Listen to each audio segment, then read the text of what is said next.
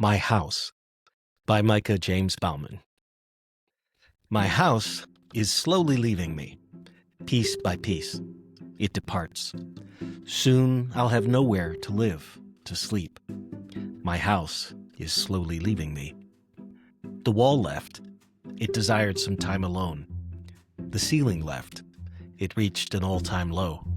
The floor left. It couldn't handle the pressure anymore. The door left, in search of greater opportunities. The roof left. It was feeling under the weather. The window left. It yearned to see the world. The stairs, they come and go, can never make up their mind. My house is slowly leaving me. Soon I will leave too. Not yet, though. I'll stay here for now. Just me and the closet, hanging around. I'm David J. Bauman, and this is In Three Poems. And with us, we have Micah James Bauman. Now, Micah, some of the advice that was given to me about starting a podcast was to start with people I know. So I thought maybe you could tell the listeners how we know each other. What?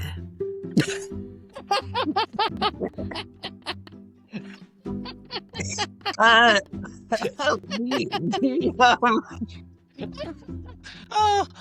going to pass out. We rewrote a book together. Okay, but did we know each other before that? We did. Okay. We've known each other 29 years. I've known you not all my life, but all of your life. So Micah is my youngest son and my poetry collaborator. We wrote a chapbook together published by Seven Kitchens Press called Mapping the Valley, Hospital Poems. And we'll talk about some of the other things that we're doing and working on right now. But back to that poem that I just read of yours. You want to tell me, how old were you when you wrote that? I was 16 years old. And what were you doing? Because... when you wrote that first draft? What was I doing, or what was I supposed to be doing? What were you supposed to be doing when you wrote? I was 16, so I was in driver's ed. And did you get in trouble? Did the teacher actually notice it? Yeah, she thought I was writing notes, like someone's doing one. And you're doing the word equivalent of doodling. Yeah. Yeah. Did she like it? Did she say it was any good? She took it from me, yes. But later on, I think she talked to Mom, I think, and said it was really deep. Well, I mean, I remember talking to somebody about it, and I know your thoughts were that it was kind of on the light side, that it was lighthearted. And one of the editors who was selecting it for, that was originally published in Word Fountain, a literary magazine, which is online. The online version of it, summer of 2016 is when that was published. She was putting things in piles of the poems that were going to go in the collection. And she said she had like a deep pile or like a, dark poems. And this was in the pile with the dark poems. And she said, "Are you kidding me? My house is leaving. I have nowhere to sleep, nowhere to live. I'm here alone." Of course, it's dark, but you didn't feel it like that when you wrote it, did you? It was just wordplay while I was writing it, and sort of a lot of those extra meanings came after. Gotcha. One of the things I wanted to say about this poem, aside from the fun of the wordplay up against what sounds very serious, homelessness, aloneness, the wordplay adds that lightness to it. But part of what really lasts about this too is I think the form that you chose, the repetitive lines, what they call anaphora, where you've got to live, to sleep, the wall left, the ceiling left, the floor left, the door left, the roof left. So you've got that anaphora building that chant. And each time for its reason that it leaves. And it starts off innocent enough, the wall left, it desired some time alone. And I'm thinking maybe like when we put up walls and keep yourself alone, you talked about being bored in a white room staring at the wall like you could watch the paint dry. But it builds in humor as it gets darker, as you become more alone with yourself. The puns of the ceiling reaches an all-time low and the floor couldn't handle the pressure anymore. And that part is all delightful. And then suddenly you do this turn. It's like a pause, like an moment where the stairs, they come and go. And looking at the poem visually, that's actually looks like a little staircase. What was your thinking about that? Did you know where the poem was going to end? Did you know where you were going at that stage, or? No, that poem I was just making up as I went along, so. And so you knew something was about to happen here, but you didn't know what it was going to go. And then the ending lines occurred to you. The stairs well, I guess they come and go. So it sticks with the theme, but it makes a turn there. And then you go back to the repetition of my house is slowly leaving me. And then it turns more inward. Soon I'm going to leave too. And I'm kind of picturing like Harry Potter in the closet beneath the stairs at that point, just me and the closet hanging around. Good work, Micah, and you have done a lot of good work since. We did a little collaboration that we mentioned earlier, and you've chosen a poem from that collection to read. Let me get up here. Pulls. Some of the patients had a few screws loose, which is not to say they were broken forever. They only required the right tools to put them back together. A kind man came into the room each day for group therapy. He taught us how to use tools in the real world. He had a brilliant analogy for this. Think of a nail sticking out from a piece of wood. If you tried to use a wrench to pull out the nail, that may not be the best choice. On the other hand, a hammer's claw, now that would serve you well. What kind of tools, he asked, do we have at our disposal? The man in the cowboy hat, the one who, when asked about his goals for the day, had answered that he wanted to watch football, said he knew about tools. I built a shed once. We used a hammer to pound nails into the wood. We had to use a screwdriver to hang the hinges so the doors would swing. Yeah, I got tools back home, good tools, and I know how to use them. I can't wait to get back and build something again. Something as beautiful as that shed. Yeah. Now this poem, and I'll put links to these down in the show notes so people can, if they want to read along, they can look at that or read it afterwards. And one of the differences that's going to stand out is the form and how it changed. This is very, very even. Close to even, 3-line stanzas. In the book, every other poem, basically, one is in the voice of the son and one is in the voice of the father. And I don't mean that religiously, but, and I say because they're kind of us, because we were writing through our own issues, you while you were in a hospital that you called the Valley, and me when I was worried. The Valley, that's right. Yeah. And then me, I was like feeling like a failure of a dad, not being able to help you. And so it's kind of us, but we also helped each other a lot in the editing afterwards. I realized it as we were getting ready for this podcast, that a lot of that wordplay is still in this collection. You have the poem Stitches, where you play off laughter and actual stitches, surgical stitches. You know, you had the kids in stitches, but you also had the surgical stitches. And in this case, you've got a character. I hate to say character. I don't mean that to describe the man, but you have this man in the group with you. And they got the kind man who comes in every day to group. Yeah. They're kind of exaggerated versions of the people. And you are such a kind young man, because you were very concerned when we were putting this together because a lot of these things were based on actual patients that you met. I remember you said, I don't want anyone to read this and think I'm making fun of them.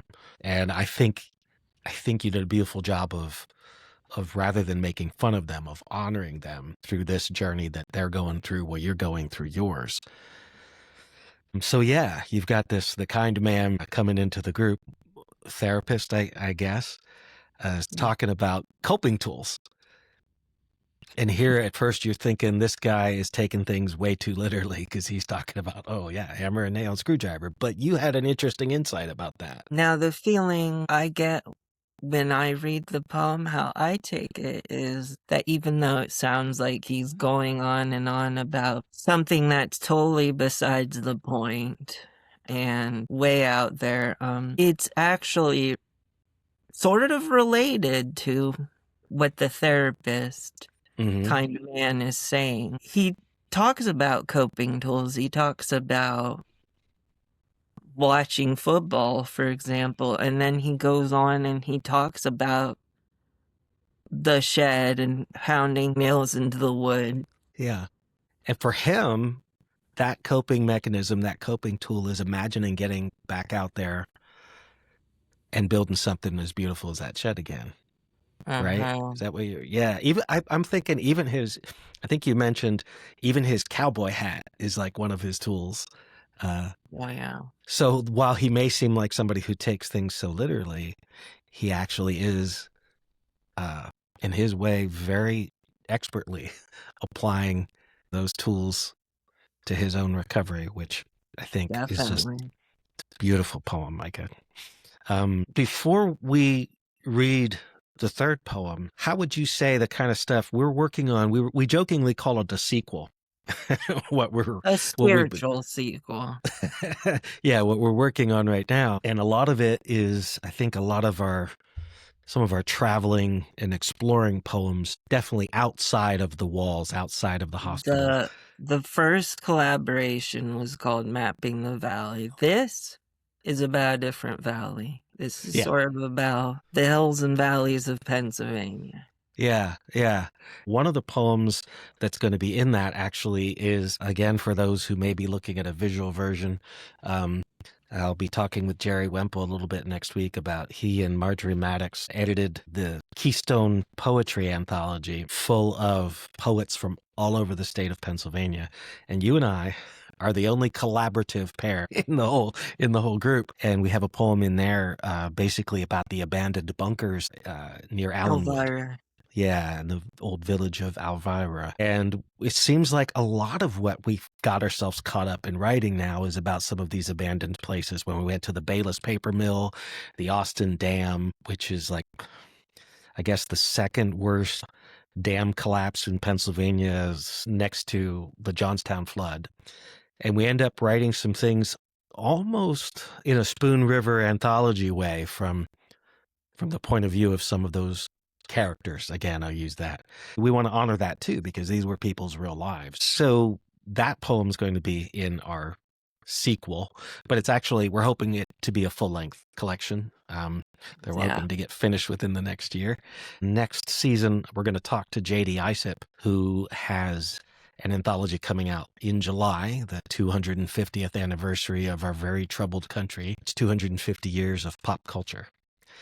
We have a poem about that little town of Coudersport. That poem is about when Joan Crawford visited the town. Do you remember how this whole thing started? You wanted to go stargazing. That's you said, I think 2019. It was before the pandemic. And you said, we need to take a little vacation. And it was early spring. Of course, I was hoping we'd go bird watching, which we did. We did do some of that. And you said stargazing. So that whole area up north is one of the darkest spots in the state of Pennsylvania. Great places like Cherry Springs State Park to view the night sky. Dark skies and the ice mine. Oh, yeah, and the ice mine. Watersport ice mine, yes. Yeah, so that's kind of how we got into this whole thing, and we just kept going. What else, though? You're working on some other things. Both of us, I guess, are working on some things that we've done separately that don't necessarily relate to our collaborative work. So I guess we try to encourage each other with that. We try to get together at least once a week to work on poems. Yeah, and sometimes we do have things that aren't in the collaboration to show each other. Yeah, which is great. You're definitely one of my biggest first editors, you and Joel, who will also be a guest at some point, talking about starting a podcast with guests, you know. Philip F. Clark is another one of those people, and he's going to be a guest pretty soon too. So, how does this wordplay relate to maybe how is that how you got started writing poems? Was it the wordplay that was what attracted you? I was a story writer, storyteller first. I You would know march when I was really young, it was just at my grandparents' house, and from my grandfather, I'd just be creative, you know, marched around the room telling stories. Your grandmother said. using my imagination, you know, to entertain. So maybe that's part of it. And the wordplay. I just really love words and what they can do. And you have a gift for seeing some of the silliness of some of the cliches that we use, and then you take those cliches or those metaphors to their extreme. I wonder if some of that came about from some of the books that we read when you were real little, like some of the Shel Silverstein stuff about eating a whale and where the sidewalk ends and too many kids in this tub and some of those kind of poems. The poem that you chose to end things with is also a bit of wordplay going on. So why don't you tell us about who the poet is and the name of the poem? The poet's name is Robert Frost. A lot of people have heard of him. The name of the poem is Fire and Ice. Okay. It's about the end of the world. So we're back to the happy poems again. I thought that'd be a good one to end on. Okay. You going to recite it for us from memory, or? I'm going to try. All right. I learned it a long time ago, so let me... Some say the world will end in fire. Some say in ice. From what I've tasted of desire, I hold with those who favor fire. But if it had to perish twice, I think I know enough of hate to say that for destruction, ice is also great and would suffice. Very, very good. And you know, what I kept thinking of is that Disney movie about all the emotions and the angry guy, the guy who does anger. They had him up as like a flaming head, right? But there are other people who have written about love being a fiery thing and hate being, is burning. you know, there you go. Yeah. Burning. Ring of fire. Yeah. Johnny Cash, one of our greatest poets. But you also got hatred we use the term, you know, being cold. Oh, that was cold when you say something nasty. The cold shoulder. You know? Yeah, all kinds of phrases like that. And he probably, if we had Robert Frost in the room with us, I wonder if he might say, well, especially, we'd probably get in trouble for, you know, exhuming him and all of that. But I'm sorry, one of the things that we discussed is that we're going to try not to be funny because we think we're really funny. And that we might be the only ones who think that. Was in the Twilight movie, I should mention. Oh, I forgot about that. I thought you were going to say Twilight Zone. One of them. But you mean the sparkly vampire movies. How was it used in that movie? I don't know. I didn't see them. I think Edward, maybe he read it to Bella in one of the scenes. Okay. It could be, because he'd been around for like 400 years and was now dating his teenager. Right. Well, I mean, I guess they age slower. In all fairness, they age slower. And vampires. George R.R. Martin, it was the inspiration for a song of Fire and Ice. Oh, yeah.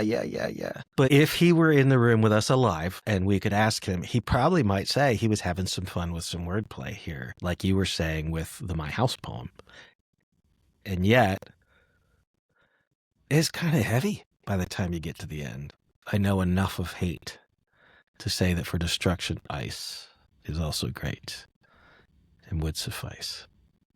It's a pretty cool rhyme scheme with that poem as well. So is there anything else that you want to say about why you chose that particular poem? I just want to say that I picked Robert Frost because when I was younger in middle school and high school, he was one of my favorite poets that was on the curriculum. Yeah, and you've been quite well read since then. Richard Blanco, I think, has been one of your favorite poets as well. You're constantly I met sending him. Yeah, you got to meet him. He was fantastic. He took time after a very long day to talk to you, and even remembers the occasion because I got to talk to him in a workshop that I was in with him back during the lockdown period. But you're always sending me somebody new that you read. And we both do that. We'll send something new that we've read and send it to each other. And you have gotten a lot of publications to your name. I can put that bio of yours in the show notes as well. But thank you for joining me on the podcast and being one of the people I know. You're welcome. And I appreciate it. 29 years. And so I will see you around in other places online, particularly in our Google Docs files next week. Okay. Thanks, Micah. You're welcome. Again, that was my son and collaborator, Micah James Bauman, and this has been a conversation in 3 poems. Thank you so much for joining us. Next week, we'll be talking to poet Jerry Wemple, and I hope you'll join us for that as well. Thanks so much for all the encouraging comments and compliments. Reach out to us if you'd like on Instagram, or you could message the show there in the show notes. We're also on Blue Sky and Facebook, and you can even follow us on YouTube. Thank you again, and we'll see you next week.